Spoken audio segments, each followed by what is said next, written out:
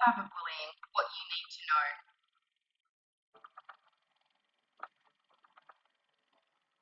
What is cyberbullying? A form of harassment using electronic devices to cause hurt to others. Cyberbullying can happen anywhere, anytime, on any device. So what do I need to look out for? Types of bullying: harassment and abusive messages, sharing an individual's personal information without consent, fake profiles pretending you're someone else to get specific information, trolling.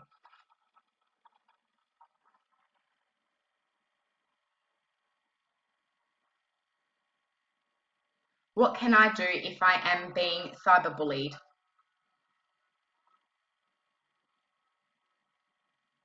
Stop, block, tell. Take a screenshot of what you've received, block all parties who are cyberbullying, seek advice from a parent, teacher, or peer, and explain to them what's happened. Stop cyberbullying. It is never okay. Do not be afraid to reach out. Call Kids Helpline 1-800-55-1800.